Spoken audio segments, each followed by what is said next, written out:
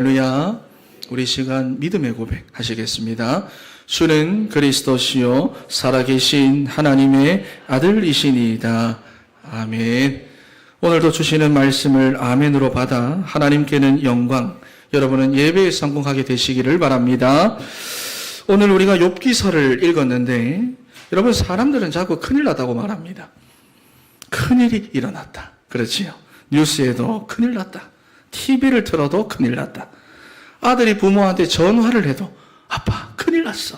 그렇지요. 큰일 났다. 여러분, 오늘 본문에도 보니까 종들이 욥에게 와가지고 한다는 말이 자꾸 큰일 났다는 것입니다. 큰일이 일어났습니다. 뭐냐 하니까 스바 사람들이 갑자기 와가지고는 재산을 빼앗고 종들을 죽였다는 거예요. 그런데 그 말이 채 끝나기도 전에 다른 사환이 와가지고는 또 큰일 났습니다. 여호와의 불이 나서 양들과 종들을 다 태워버렸습니다. 이 말이 또 끝나지도 않았는데 또 다른 사람이 뛰어왔어요. 큰일 났어요. 갈대아 사람들이 와가지고 우리의 짐승들을 빼앗고 종들을 다 죽였습니다. 이렇게 보고를 하고 있는 중인데 정말로 큰일 났습니다. 당신의 아들과 딸들이 자연재해로 다 죽었습니다. 여러분, 우리는 왜 작은 손해만 와도 걱정하고 염려할 때가 있잖아요. 그런데 재산을 다 잃은 것뿐만이 아니라 사랑하는 자녀들까지 죽게 되는, 지금 너무 큰 일이 욥이라고 하는 사람에게 일어난 것입니다. 여러분, 아마 욥은요, 순간적으로 너무 당황이 되고 슬퍼가지고 하나님 앞에 어떤 마음으로 내가 서야 할지 잠시 망설이고 있었는지도 모릅니다. 그런데 하나님은 욥에 대해서 어떻게 말씀을 하고 계시느냐? 우리 본문 1절 말씀 한번 읽어보겠습니다. 본문 1절 시작. 우스 땅에 욥이라 불리는 사람이 있었는데 그 사람은 온전하고 정직하여 하나님을 경외하며 악에서 떠난 자더라. 아멘. 여러분, 그러니까 하나님께서 인정하셨어요. 욥은 이 세상에서 전무후무하게 하나님을 경외하는 사람이다. 이렇게 내 앞에서 온전하고 정직한 자가 없다.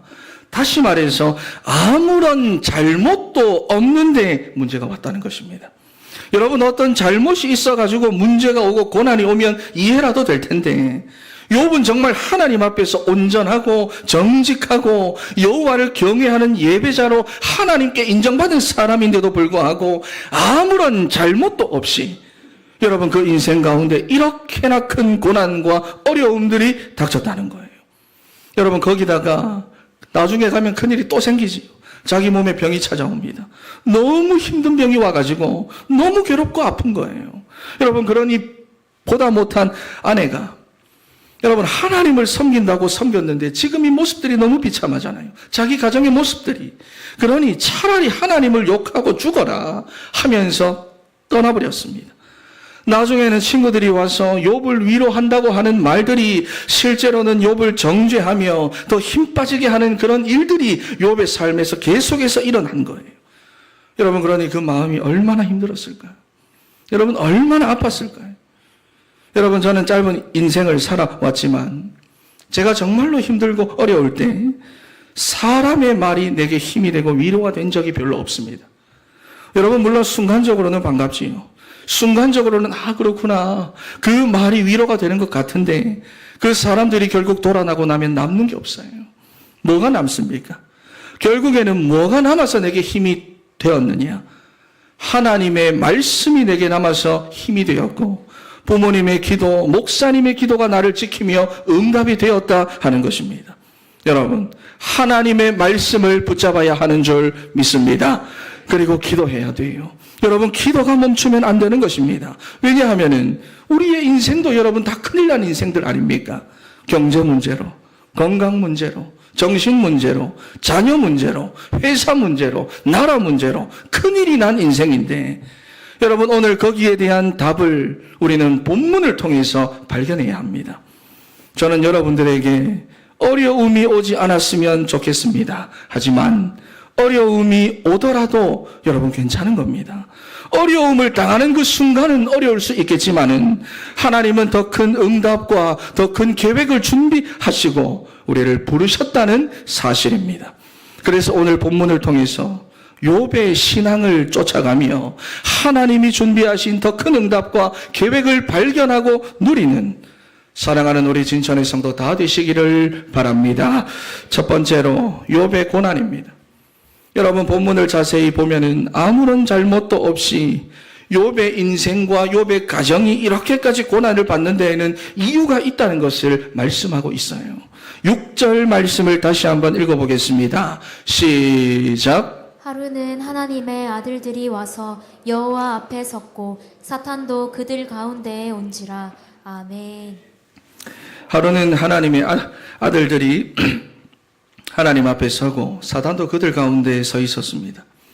여러분 세상의 임금 노릇을 하는 사단이니까 세상을 두루 다니면서 세상에 대해서 잘 알았겠지요. 그래서 하나님이 사단에게 질문을 합니다. 욥을 아느냐? 주의하여 보았느냐? 그러니까 사단이 어떻게 대답을 합니까? 9절과 10절 말씀 한번 읽어보겠습니다. 시작. 사탄이 여호와께 대답하여 이르되 욥이 어찌 까닭 없이 하나님을 경외하리이까? 주께서 그와 그의 집과 그의 모든 소유물을 울타리로 두르심 때문이 아니니이까? 주께서 그의 손으로 하는 바를 복되게 하사 그의 소유물이 땅에 넘치게 하셨음이니이다. 아멘. 아멘. 여러분 무슨 말이지요? 욥이 아무 이유 없이 하나님 믿겠습니까? 이게 다 하나님께서 욥한테 많은 재물을 주고 하는 일마다 다 잘되게 하니까, 그러니까 하나님을 경외하는 거 아닙니까? 여러분 얼마나 사단이 간교한지요. 소유와 성취 때문에 하나님을 섬긴다고 지금 거짓말을 하고 있는 거예요. 여러분 우리 진천의 성도는 돈 때문에 혹시 하나님을 섬기고 있습니까? 혹시 여러분들 중에 소유와 성취로 하나님을 섬기는 분들이 있다면은 사단이 말하고 있는 이 이유 속에 내가 있다는 것을 아셔야 됩니다. 그러면 결국 어떻게 됩니까? 11절 말씀. 이제 주의 손을 펴서 그의 모든 소유물을 치소서. 그리하시면 틀림없이 주를 향하여 욕하지 않겠나이까? 여러분 사단이 말한 그대로입니다. 소유와 성취에 의해서 신앙생활, 믿음생활 왔다 갔다 하는 거예요. 나의 상태 왔다 갔다 하는 거예요. 여러분 그렇게 사단은 우리를 속이는 존재입니다. 여러분 그래서 창세기 1장 2절 말씀에도 보면은 사단은 혼돈과 공허와 흑암으로 처음부터 우리의 인생을 힘들게 하는 존재라고 그랬어요. 우리의 삶의 생명의 빛이 임하지 못하도록 막고 있다고 그랬습니다. 인생의 답을 발견하지 못하고 무엇이 인생의 진리인지 발견하지 못하도록 혼돈, 공허, 흑암으로 막고 있는 거예요.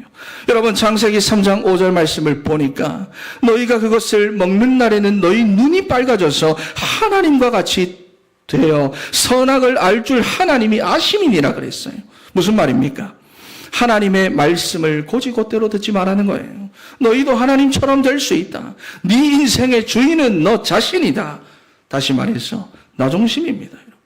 사단이 하나님을 떠난 우리 인생 가운데 나중심이라고 하는 이 강력한 메시지를 심어놨어요. 여러분 그러니 인생들이 어떻게 살아갑니까? 창세기 6장 2절 말씀에 하나님의 아들들이 사람의 딸들의 아름다움을 보고 자기들이 좋아하는 대로 아내를 삼는지라 그랬어요. 그러니까 자기의 필요를 쫓아서 자기 마음대로 살아간다는 것입니다. 여러분 창세기 11장에는 우리의 이름을 세상에 내자, 높이 올라가서 흩어짐을 면하자. 무슨 말입니까? 하나님 필요 없다는 거예요. 결국 내가 성공하기만 하면 된다는 것입니다.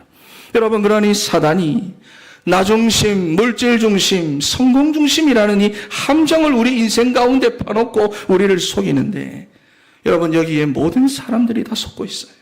그래서 계시록 12장 9절 말씀에 온 천하를 속이는 자다 그랬습니다. 여러분 그러니 사단이 하나님 앞에서도요 욥에 대해서 이렇게나 자신만만하게 말할 수가 있는 것이고 이렇게 욥의 인생 가운데에서 역사하고 있다는 것입니다. 여러분 그런데 실제로는 어땠습니까? 온전하고 정직하여 하나님을 경외하며 악에서 떠난 자라고 하였지만은 이 사단의 함정으로부터 욥도 자유로울 수가 없었던 거예요. 욥기 3장 25절과 26절 말씀. 욥기서 3장 25절 26절 한번 읽어보겠습니다. 시작. 내가 두려워하는 그것이 내게 임하고 내가 무서워하는 그것이 내 몸에 미쳤구나. 나에게는 평온도 없고 안일도 없고 휴식도 없고 다만 불안만이 있구나. 아멘. 무슨 말입니까? 여러분 욥도 평상시에 불안과 두려움이 있었다는 거예요. 무엇을 불안해했다는 겁니까? 물질의 복을 내가 잃어버리는 것, 자녀들이 아프고 나보다 먼저 죽는 것, 육신의 질병이 찾아오는 것, 우리 가정이 파괴되는 것. 여러분, 그래서 본문 4절에서부터 5절 말씀을 보면은 오늘 1장, 자녀들이 자기도 모르는 사이에 하나님께 범죄했을까? 그것을 두려워해서 그들을 불러다가 하나하나 번제를 드렸다고 말씀합니다. 여러분, 그런데 욥이 평상시에 걱정하고 불안해하던 그 모든 것들이 자기의 삶에 다 현실이 된 것입니다. 그것도 하나님께 범죄한 것이 하나도 없는 상태에서 그렇게 됐다는 거예요. 여러분, 그러니까 우리 인생이 소유와 성취로 불안해하고 염려하면 사단이 틈을 탑니다. 그래서 베드로전서 5장 7절 말씀, 너희 염려를 다 주께 맡기라고 그랬어요. 에피르흐리토라는 말입니다. 주님께 던지라는 말입니다. 던지라는 말이 무슨 말입니까? 내 것이 아니라는 거예요. 내게는 그 염려가 없다는 말입니다. 내 것이 아니다. 여러분, 주일 아침에 목양실에서 말씀을 묵상하고 있으면 어린이 예배가 끝나고 발자국 소리 하나가 들립니다. 다다다다다다다다다다. 그러면 예담이가 이제 목양실 문을 열고 아빠 그러면서 가방을 툭 던지고 나가요. 무슨 말입니까? 나는 더 이상 이거 신경 쓰지 않을 테니까 예배 다 마치고 나면 저보고 다 챙겨가지고 나오라는 거예요. 그리고는 가방이 어떻게 됐는지 여러분 하루 종일 생각조차 안 합니다. 여러분, 이것이 바로 맡긴다라는 것입니다. 더 이상 내 것이 아니다. 나는 더 이상 신경 쓰지 않겠다. 여러분, 그랬더니 뭐라고 말씀을 합니까? 그가 너희를 돌보심이라 그랬어요. 여러분, 멜로라는 말입니다. 우리의 그 염려거리를 하나님 당신의 일로 만들어서 하나님께서 돌보겠다는 거예요. 그러니 여러분 인생의 그 모든 염려, 불안, 걱정, 근심을 주님께로 던져버리시기를 바랍니다. 여러분, 그런데도 맡기지 못하고 계속해서 그것 내가 붙잡고 불안해하고 염려하고 걱정하며 살아가면은 어떻게 됩니까? 베드로전서 5장 8절 말씀 한번 읽어보겠습니다. 시작. 근신하라 깨어라 너희 대적 마귀가 우는 사자같이 두루다니며 삼킬 자를 찾나니. 아멘. 여러분, 마귀가 우는 사자처럼 삼킬 자를 찾아서 두루다니다가 염려하고 걱정하는 그 틈을 이용해서 달려드는 거예요. 그래서 염려에 잡아먹히고 불안에 잡아먹히도록 해서 실패시킨다는 것입니다. 여러분, 실제로 우리 안에서 우울증, 불안증, 공황증, 여러분 이런 정신적인 문제들이 찾아올 때는요, 반복적이고 오래된 상황이나 어떤 사건들을 계기로 해서 상실감, 불안감, 공포심, 이런 감정이나 생각에 잡아먹혀서 나오는 것입니다. 그래서 9절 말씀, 너희 믿음을 굳건하게 하여 마귀를 대적하라. 베드로전서 9장 5장 9절, 이 세상을 살면서 너희만 그런 어려움을 당하는 것이 아니다 그랬어요. 무슨 말입니까? 나만 당하는 어려움은 없다는 거예요. 헤아리 새 것이 없습니다, 여러분. 왜 나한테만 이런 일이 자꾸 생길까? 내 인생만 왜 그럴까? 그게 아니라는 거예요. 그런데 사람이 여러분 같은 일을 당해도 어떤 사람은 괜찮은데 어떤 사람은 무너집니다. 어떤 사람은 아무 상관없어 하는데 어떤 사람은 거기 잡혀버리는 거예요. 그래서 그게 심해지면 정신적인 문제까지 오는데 염려와 불안을 틈타 그렇게 되도록 만드는 보이지 않는 영적인 이유들이 있다는 것을 성경은 말씀하고 있는 것입니다. 그래서 너희 믿음을 굳건하게 하여 마귀를 대적하라. 이 세상을 살아가면서 너희만 당하는 그런 어려움은 없다는 거예요. 여러분, 하나님은 믿음의 사람에게 승리를 주시고 믿음의 사람을 절대로 빼앗기지 않는 줄 믿습니다. 할렐루야. 여러분, 그래서 10절 말씀, 베드로전서 5장 10절 말씀 한번 읽어보겠습니다. 준비가 됩니까? 시작. 모든 은혜의 하나님 곧 그리스도 안에서 너희를 부르사 자기의 영원한 영광에 들어가게 하시니가 잠깐 고난을 당한 너희를 친히 온전하게 하시며 굳건하게 하시며 강하게 하시며 털을 견고하게 하시리라. 아멘. 믿습니까? 여러분, 혹시 정서적으로 어려움을 겪는 분들이 있다면 오늘 이 말씀을 여러분 붙잡으세요. 베드로전서 5장 7절에서부터 10절. 여러분, 특히 여기 10절 말씀을 보니까 모든 은혜의 하나님 그랬어요. 여기서 말하는 모든이라고 하는 말이 7절에 나오는 다라는 말과 같은 말입니다. 보고 계시지요? 그러니까 우리 하나님은 7절에서 말하는 우리 인생의 모든 염려거리, 모든 불안거리, 모든 걱정거리, 그 모든 원망거리, 거기에서도 우리에게 은혜를 주시는 하나님이시라는 겁니다. 할렐루야. 그런데 그 하나님이 어떤 하나님이라는 겁니까? 그리스도 안에서 너희를 부르사 자기의 영원한 영광 안에 들어가게 하신다. 무슨 말이지요? 우리는 불안함에 잡혀 사는 존재가 아니라는 것을 말씀하는 것입니다. 상실감에 사로잡혀서 우울해하고 무기력한 삶을 살아가는 존재가 아니라는 거예요. 은혜의 하나님이 그 상실감에서, 그 불안함에서, 그 공포심에서 빠져나오도록 하신다는 것입니다.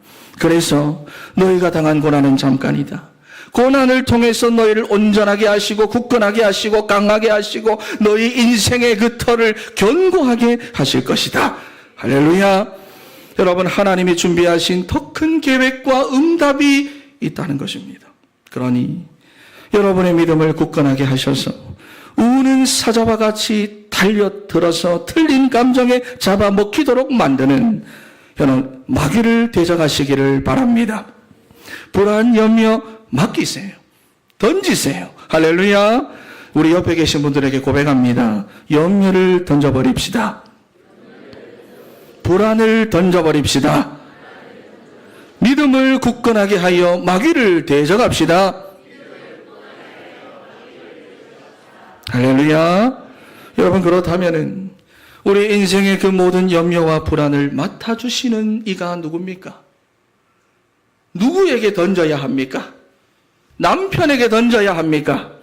자녀들에게 던져야 합니까? 옆 사람한테 던져야 합니까?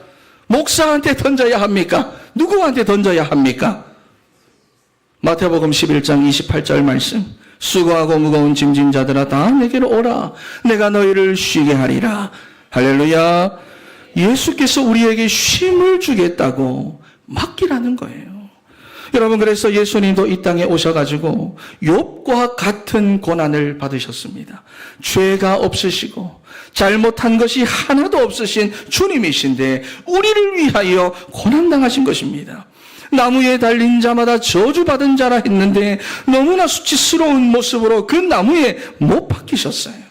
여러분, 보통은 그냥 몸만 박히는데 예수님은 머리에 가시관까지 씌워가지고 머리에서부터 피가 터져가지고 온몸으로 흘러내리기 시작했고요.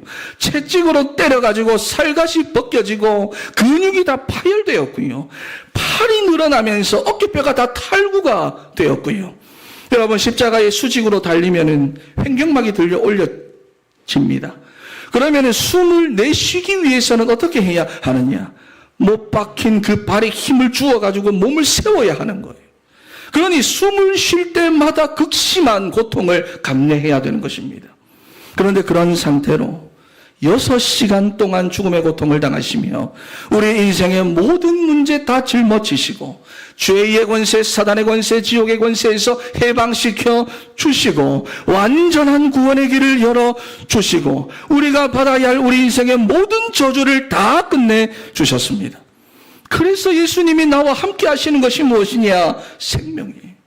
여러분, 물고기가 물에 있는 것이 생명이고 나무가 땅속에 뿌리를 내리는 것이 생명이고 새가 하늘에 날아다니는 것이 생명이듯이 예수 그리스도께서 우리 인생의 생명이신 줄 믿습니다. 요한복음 14장 6절 말씀에 예수께서 이르시되 내가 곧 길이요 진리요 생명이니 나로 말미암지 않고는 아버지께로 올 자가 없느니라 그랬어요. 하나님을 만날 수 없고 아무나 지성소로 나아갈 수 없던 죄인된 우리를 위하여 예수 그리스도께서 십자가에 못 박혀 죽으실 때 어떤 일이 일어났습니까? 어떤 일이 일어났습니까? 성소의 휘장이 위에서부터 아래로 찢어지면서 하나님 만나는 길을 열어두시고는 요한복음 19장 30절에 다 이루었다 하신 것입니다. 여러분, 그러니 하나님께로 우리 인생의 모든 염려와 불안을 다 던져버리시기를 바랍니다. 그러면 내가 살아나요. 우리 가정이 살아납니다. 우리 한 번 더 옆에 계신 분들에게 고백합니다. 염려를 던져버리세요. 불안을 던져버리세요. 할렐루야. 여러분, 그래서 두 번째로 욥의 복음 집중입니다. 욥은 고난 중에 있으면서도 어떻게 불안과 근심과 원망을 하나님께로 던졌느냐. 21절과 22절 말씀을 한번 읽어보겠습니다. 21절, 22절 시작. 이르되 내가 모태에서 알몸으로 나왔사온즉 또한 알몸이 그리로 돌아가올지라. 주신 이도 여호와시요 거두신 이도 여호와시오니 여호와의 이름이 찬송을 받으실지니이다 하고, 이 모든 일에 욥이 범죄하지 아니하고 하나님을 향하여 원망하지 아니하니라. 아멘. 아멘. 여러분, 분명히 잘못한 것이 없는데 문제가 찾아왔습니다. 재산 다 잃고, 종들도 다 잃고, 자녀까지 다 잃고. 여러분, 그런데도 욥이 어떤 고백을 합니까? 주신 이도 여호와시요 거두신 이도 여호와시오니 나는 여호와의 이름을 찬양합니다. 무엇을 고백합니까? 하나님의 절대 주권을 고백하는 거예요. 소유와 성취 다 잃어버려도 하나님의 절대 주권에 집중하고 있다는 겁니다. 여러분, 그랬더니 또 하루는 2장에 가면 하나님의 아들들이 와서 여호와 앞에 서고 사단도 그들 가운데 와서 여호와 앞에 섰는데, 하나님이 사단에게 또 물어봅니다. 네가 욥을 주의하여 보았느냐? 네가 나를 충동하여 까닭없이 그를 치게 하였어도 그가 여전히 자기의 온전함을 굳게 지켰느니라. 그랬더니 사탄이 욥기서 2장 4절에서부터 5절 말씀에 뭐라고 합니까? 소유물이 아무리 중요해도 자기의 생명만 하겠습니까? 그의 건강을 치시면 틀림없이 주를 향하여 욕할 겁니다. 그래서 여러분, 머리부터 발바닥까지 나병의 일종인 궤양성 피부 질환이 생겼는데요. 여러분, 가려워서 긁으면 진물이 나고 피가 납니다. 그게 그대로 또 말라붙으면 그 상처가 다시 터지면서 진물로 치는데, 여러분, 그것이 얼마나 가려운지 성경에 보니까 욥이 기와장을 깨가지고 긁잖아요. 여러분, 그런데 생각을 한번 해보세요. 그러면 그 순간은 여러분 시원할지 몰라도 말라버렸던 그 상처가 다시 짓무르고 피가 나는 것이 반복되고 반복이 되면서 피부와 살갗은 어떻게 될까요? 어떻게 될까요? 짓물러서 없어지는 겁니다. 그리고 그것이 옷하고 같이 말라붙어 있다가 옷을 벗을 때 피부하고 같이 벗겨지겠지요. 그 상처에 여러분 파리가 알을 낳으면 피부에서 구더기가 나오는 거예요. 여러분, 그러니까 이제 아내가 당신이 지금 그래도 정신을 못 차리고 자기의 온전함을 굳게 지킨다고 그러고 있느냐? 차라리 하나님을 욕하고 당신 죽어라. 여러분, 어쩌면 이게 이해가 되는 말입니다. 그랬더니 10절 말씀에 뭐라고 합니까? 10절 말씀. 당신의 말이 참으로 어리석고 바보 같은 말이다. 우리가 하나님께 복을 받아 지금까지 내가 살아왔는데 화도 받을 수 있는 거 아니냐? 문제도 내게 올 수 있는 거 아니냐? 아플 수도 있는 거 아니냐? 대단하지요. 대단하지요. 그러면서 이 모든 일에 욥이 입술로는 범죄하지 아니하니라 그랬어요. 여러분, 나중에 어떤 고백을 합니까? 욥기서 19장 25절 26절 말씀 한번 읽어보겠습니다. 시작. 내가 알기에는 나의 대속자가 살아계시니 마침내 그가 땅 위에 서실 것이라. 내 가죽이 벗김을 당한 뒤에도 내가 육체 밖에서 하나님을 보리라. 아멘. 무슨 말입니까? 구원의 하나님을 믿고 있다는 것입니다. 자기 육신의 상태와 육신의 그 질병과도 상관없이 나는 살아계신 구원의 하나님을 바라보고 있다는 것입니다. 여러분, 그러니까 욥이 지금 어떻게 복음에 집중하고 있다는 겁니까? 참혹하잖아요. 비참하잖아요. 이런 상황에서 도저히 집중할 수 없는 그런 상황에서 아픈 것에 집착될 수밖에 없는 그런 상황에서 슬픔에 집착될 수밖에 없는 그런 상황에서 욥은 어떻게 복음에 집중하고 있느냐? 하나님의 절대 주권을 인정하는 것으로 복음에 집중하고 있습니다. 하나님의 절대 주권을 누리는 것으로 염려, 걱정, 불안 다 던져놓고 복음을 누리고 있다는 것입니다. 여러분, 그래서 하나님이 하셨다. 주신 이도 여호와시요 거두신 이도 여호와시오니 나는 여호와의 이름을 찬양한다. 내가 지금까지 하나님께 복을 받고 하나님의 은혜를 받아 지금까지 내가 살아왔는데 문제도 주실 수 있다. 아플 수도 있다. 여러분, 그러니 이런 사람을 사단이 여러분 어떻게 이기겠어요? 그렇지요. 여러분, 그런데 나중에 보면은 친구들이 찾아옵니다. 친구들이 위로를 하러 와놓고는 뭐라고 말합니까? 정죄합니다. 위로하는 것이 아니라 정죄합니다. 너희의 고통은 너희의 죄로 인합니다. 네가 하나님 앞에서 무엇인가를 잘못했구나. 하나님 앞에 제대로 나아가라. 여러분, 그러니 이게 종교지요. 하나님의 주권신앙으로 복음에 집중되어 있으니 소유와 성취를 건드려도 끄떡 없어요. 그러니 사단이 친구들을 통해서 결국 무엇을 건드립니까? 무엇을 건드립니까? 더 본질적인 거. 우리도 그거 건드리면 다 폭발합니다. 무엇을 건드립니까? 나 자신을 건드려버리는 거예요. 나 자신을. 그래서 위로하러 왔던 친구들이 욥을 정죄하기 시작합니다. 그러니까 욥이 뭐라고 말합니까? 나는 정당하다. 나는 하나님 앞에 죄가 없다. 나는 잘못한 것이 하나도 없다. 자기를 변론하기 시작합니다. 나중에는 하나님께 항변도 합니다. 결국에는 어떻게 됩니까? 욥기 42장 7절 말씀을 보면은 여호와께서 친구들에게 이렇게 말씀을 해요. 너희가 나를 가리켜서 한 말이 욥의 말같이 옳지 않다. 무슨 말이냐? 욥이 정당하다는 것입니다. 욥이 맞다는 것입니다. 그런데 그 내용을 살펴보면 여러분도 아시겠지만 욥도 마찬가지로 하나님께 칭찬은 받지 못합니다. 이유가 뭘까요? 욥기서 38장 1절에서부터 3절 말씀 한번 읽어보겠습니다. 욥기 38장 1절에서부터 3절 시작. 그때 여호와께서 폭풍우 가운데에서 욥에게 말씀하여 이르시되 무지한 말로 생각을 어둡게 하는 자가 누구냐? 너는 대장부처럼 허리를 묶고 내가 내게 묶는 것을 대답할지니라. 아멘. 자신의 정직함을 주장하고 항변하는 욥에게 여러분, 하나님은 계속해서 일관되게 동문서답을 하시는데요. 이제 38장부터 보면은 어떤 대답을 하시느냐? 내가 땅에 기초를 놓을 때 너는 어디 있었느냐? 그러니 욥이 할 말이 없어요. 욥이 듣고 싶은 말은 내가 맞고 친구들이 틀렸다라는 말인데 하나님은 동문서답입니다. 누가 땅에 이 도량법을 정하였는지, 누가 그 줄을 땅 위에 놓았는지, 무엇이 땅을 버티게 하는 주춧돌인지 너는 알고 있느냐? 욥이 할 말이 없어요. 욥의 항변에 대한 하나님의 답변이 38장, 39장, 40장까지 쭉 나오는데 전부 다 이런 식입니다. 네가 눈 곳간에 들어가서 우박창고를 봤느냐? 너는 철을 따라 별들을 끌어낼 수가 있느냐? 너는 하늘의 질서를 아느냐? 하나님의 절대 주권을 끊임없이 말씀하고 있다는 겁니다. 여러분, 왜 이런 식으로 말씀하는 걸까요? 내가 맞지요. 내가 옳지요. 내가 정당하지요. 하는 이런 내 수준이 아니라 하나님의 수준을 가지라는 것입니다. 하나님의 눈높이를 가지라는 것입니다.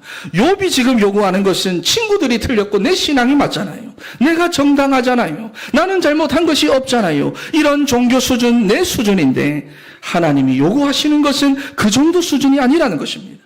너는 우주 만물을 창조하였고 지금도 그것을 다스리고 있는 창조주 나의 아들이다. 너는 너라는 존재는 사람의 그 옳고 그름으로 따질 수가 없는 존재다. 나는 이 세상에 가득한 창조의 신비와 역사를 너와 함께 누리고 싶다. 그래서 너를 만들고 너를 불렀다. 여러분, 그래서 더 이상 염려하지 말고 불안해하지 말고 갈등하지 말고 그러한 나 자신을 뛰어넘어 하나님의 은혜를 누리고 내 수준을 넘어 하나님의 수준으로 살아가도록 욥에게 고난을 허락하신 것입니다.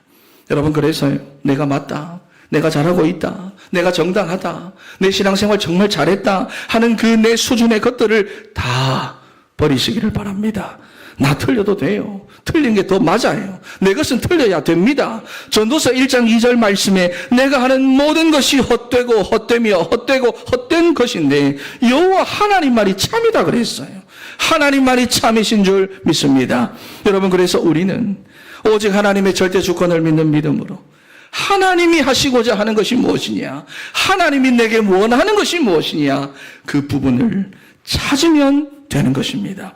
여러분, 그래서 우리가 어떤 믿음으로 살아야 합니까? 저를 따라 고백합니다. 하나님, 좀 더 크게, 하나님 마음대로 하십시오. 할렐루야. 제가 위임하고 첫 번째 설교에서 이거 했는데 기억납니까? 하나님 마음대로 하십시오. 여러분, 그래서 욥기서 23장 10절 말씀, 10절에서부터 14절까지 한번 읽어보겠습니다. 시작. 그러나 내가 가는 길을 그가 아시나니 그가 나를 단련하신 후에는 내가 순금같이 되어 나오리라. 내 발이 그의 걸음을 바로 따랐으며 내가 그의 길을 지켜 치우치지 아니하였고 내가 그의 입술의 명령을 어기지 아니하고 정한 음식보다 그의 입의 말씀을 귀히 여겼도다. 그는 뜻이 일정하시니 누가 능히 돌이키랴. 그의 마음에 하고자 하시는 것이면 그것을 행하시나니 그런즉 내게 작정하신 것을 이루실 것이라. 이런 일이 그에게 많이 있느니라. 아멘. 여기 보니까 내 발이 그의 걸음을 바로 따랐으며 내가 그의 길을 지켜 치우치지 않았다. 내가 그의 입술의 명령을 어기지 아니하고 내가 먹는 음식보다 그 입의 말씀을 귀하게 여겼다. 여러분 지금 재산도 없고 건강도 없고 애들도 다 잃었는데 욥이 이런 고백을 하고 있다는 겁니다. 나는 하나님의 말씀만 의지하고 간다는 거예요. 하나님의 그 언약이 내게 있다는 겁니다. 우리 하나님은 하시고자 하는 일을 반드시 이루어 가시고 성취하신다는 거예요. 여러분 그러니 다른 것은 다 잃어버려도 여러분이 말씀은 잃어버리면 안 됩니다. 믿음을 잃어버리면 안 되는 거예요. 어떠한 일이 있더라도 욥의 이 신앙 고백을 놓치지 마시고요. 저를 따라 한 번 더 고백합니다. 다른 것은 다 잃어버려도 말씀은 잃어버리면 안 된다. 할렐루야. 여러분 어떤 목사님이 열심히 사역하고 교회가 이제 성장을 하려고 하는데 질병이 찾아왔습니다. 그래가지고 막 낙심이 되고 좌절이 되려고 하는데 하나님께서 그 마음에 감동을 주셨어요. 너희의 열심을 내려놓아라. 그것 때문에 내가 너에게 질병을 허락했다. 그리고 또 어떤 감동을 주시냐 하니까 네가 내 일을 하려고 하느냐? 아니다. 내가 나의 일을 할 테니 너는 나로만 채워라.